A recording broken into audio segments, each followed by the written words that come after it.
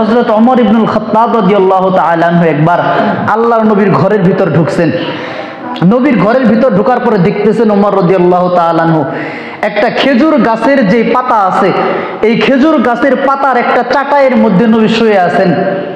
আর নবীর মাথার নিচে খেজুর গাছের ভিতরের যে নরম ছাল আছে ওইটা দিয়ে বানানো একটা বালিশের উপর মাথা। আর নবীর পায়ের নিচে কিছু ছাতু আছে যেগুলো গুলিয়ে খায় মানুষ।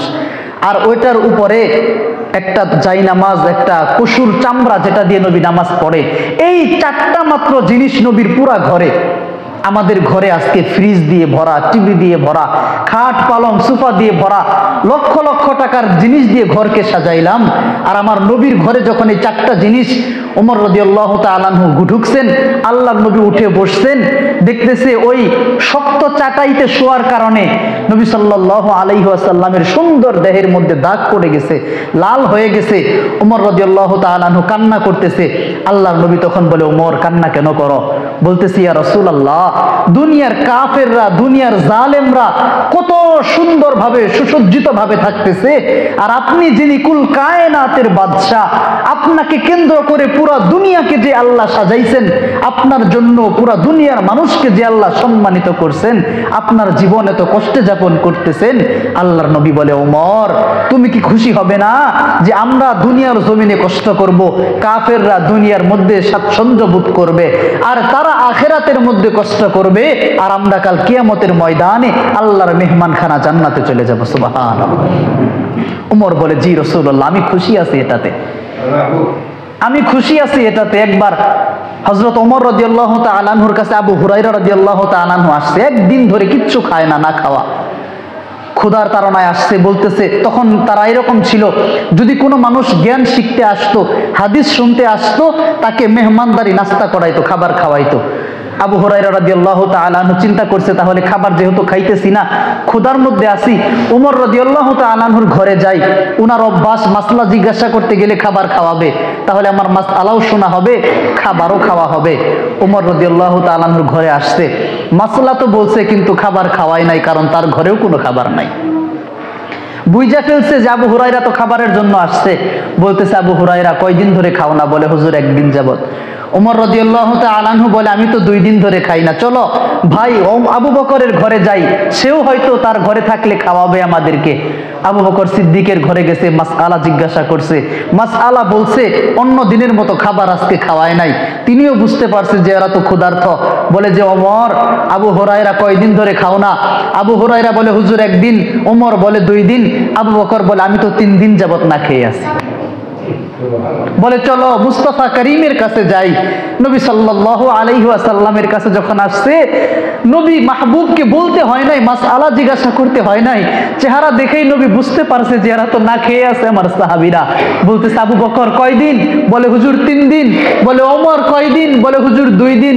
আবু হুরায়রা কয়দিন? বলে, হুজুর 1 দিন। নবী বলতেছে, শোনো, আমি তো 7 দিন যাবত না খেয়ে আছি, চলো যাই আমার আনসারী সাহাবীর বাড়িতে যাই।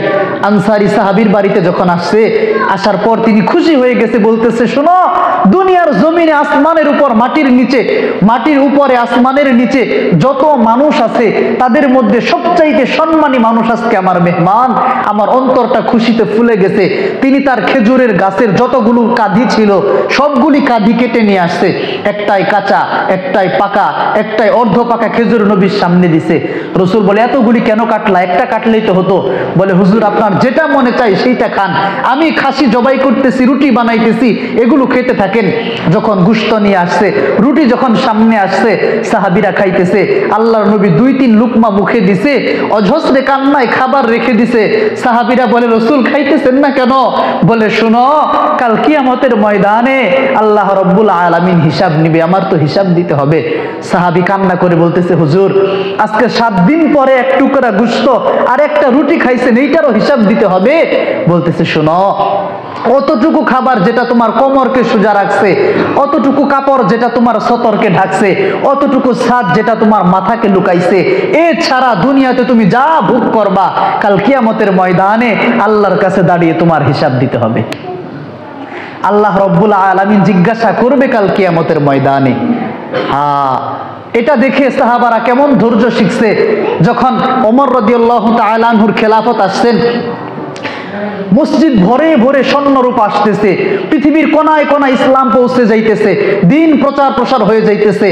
তখন সাহাবীরা বসে বলতেছে, দেখো নবীর জামানায় আমাদের টাকা পয়সা ছিল না, কষ্ট করছি। আবু বকরের জামানায়ও টাকা পয়সা ছিল না, কষ্ট করছি। এবার তো ওমর রাদিয়াল্লাহু তাআলা আনহুর জামানায় সম্পদ আল্লাহ দিয়ে দিছে, আমরা সকলেই তো ভালো চলতেছি। কিন্তু ওমর ইবনুল খাত্তাব খলিফার দিকে তাকাও, এমন কাপড় পরে যেটাতে সেলাই করার মতো কোনো জায়গা নাই, এখনো সেই আগের সাদা মাঠা জীবন যাপন করতেছে। তাহলে আমরা তাকে বুঝাই, একটু পরিবর্তনের কথা বলি। সাহাবীরা চিন্তা করতেছে, ওমর যে রাগী মানুষ, তার কাছে কে গিয়ে বলবে এই কথা? বলতেছে, আল্লাহর নবীর স্ত্রী আম্মা জান আয়েশাকে বলো, তিনি তো উনাকে সম্মান করবে, উনাকে কিছু বলতে পারবে না। আম্মা জান আয়েশা রাদিয়াল্লাহু তাআলা আনহাকে আর হাফসা রাদিয়াল্লাহু তাআলা আনহা, এই দুইজনকে পাঠাইছে ওমর রাদিয়াল্লাহু তাআলা আনহুর কাছে। যাওয়ার পর ওমর রাদিয়াল্লাহু তাআলা আনহুকে সালাম করছেন। ওমর রাদিয়াল্লাহু তাআলা আনহু বলতেছে আম্মা জান আয়েশাকে, যে আম্মা জান আপনি কেন আসছেন? আমাকে খবর পাঠাইতেন, আমি গোলাম দৌড়ে চলে যাইতাম, আপনি কেন আসছেন কষ্ট করে? বলতেছে, ওমর আপনাকে কয়েকটা কথা বলার জন্য আসছি। বলে, বলেন। বলতেছে, আমরা রসুলের জামানায় অনেক কষ্ট করতাম, খাবার পাইতাম না। আম্মা জান আয়েশা বলতেছে, শোনো কেমন কষ্ট করতাম জানো? রাইনা হিলালান সুম্মা রাইনা হিলালান সুম্মা রাইনা হিলালান, আমরা লাগাতার এক মাসের চাঁদ দেখলাম, আবার আরেক মাসের চাঁদ দেখলাম, আবার আরেক মাসের চাঁদ দেখলাম। 3 মাস লাগাতার অতিবাহিত হয়ে গেল। মা আওকাদাত ফি আবিয়াতি রাসূলিল্লাহি সাল্লাল্লাহু আলাইহি ওয়াসাল্লাম নার, এই 3 মাসে এক দিনের জন্য আল্লাহর নবীর 9 জন স্ত্রীর ঘরে কোনো চুলা জ্বলে নাই। আমরা 3 মাস ধরে রুটি আর গোশত কাকে বলে খাই নাই, শুধু পানি আর খেজুর দিয়ে 3 মাস যাপন করে দিছি। বলতেছে যে ওমর, নবীর জামানায় সম্পদ ছিল না, কষ্ট করতাম। আমার বাবার জামানায় সম্পদ ছিল না, কষ্ট করতাম। আল্লাহ আপনার জামানা আমাদের দেখাইছেন, সম্পদ আল্লাহ দিতেছেন, সকলে ভোগ করতেছে। আপনি যদি একটু পরিবর্তন হতেন, আপনার কাছে দূর দূর থেকে গভর্নররা আসে, যদি আপনি একটু ভালোভাবে পোশাক পরতেন, খেতেন, তাহলে আমরা খুশি হতাম।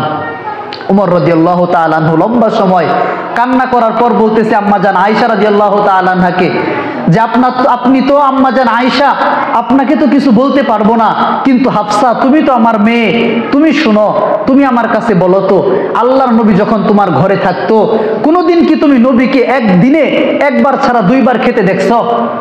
আম্মা জান হাফসা রাদিয়াল্লাহু তাআলা আনহা বলে, না দেখি নাই। বলতেছে, যতদিন নবী তোমার ঘরে ছিল, নবীর একটা কাপড়ের জায়গায় 2টা কাপড় পরতে কোনোদিন তুমি দেখছো? বলে, না, নবীর সবসময় একটা কাপড়ই ছিল, রাত্রে ধুয়ে দিত, শুকিয়ে সকালে আবার পরতো, একটার জায়গায় 2টা নবীর কাপড় কোনোদিন ছিল না। তখন ওমর রাদিয়াল্লাহু তাআলা আনহু অঝস্রে কান্না করে বলে, শোনো, 3 জন বন্ধু ছিলাম আমরা, 3 জন বন্ধু আমরা ছিলাম, একটা রাস্তা আল্লাহ নির্ধারণ করে দিয়েছে, আমার নবী ওই রাস্তার উপর চলছে, আমার নবী ওই রাস্তায় চলতে চলতে চলতে চলতে জীবন শেষ হয়ে গেছে, আমার নবী গন্তব্যস্থলে পৌঁছে গেছে, জান্নাতে চলে গেছে।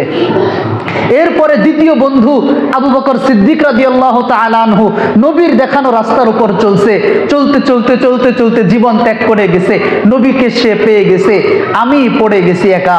এবার আমার জন্য রাস্তা কঠিন হয়ে গেছে, সম্পদ আসতেছে, যদি ওই বন্ধুদের দেখানো রাস্তায় আমি চলি তাহলে গন্তব্যে পৌঁছতে পারবো, আর যদি তাদের রাস্তা আমি ত্যাগ করে ফেলি তাহলে গন্তব্যে আমি পৌঁছাতে পারবো না। তোমরা আমাকে বাধ্য করো না, আমাকে আমার বন্ধুর দেখানো সবরের রাস্তায় চলতে দাও। সুবহানাল্লাহ।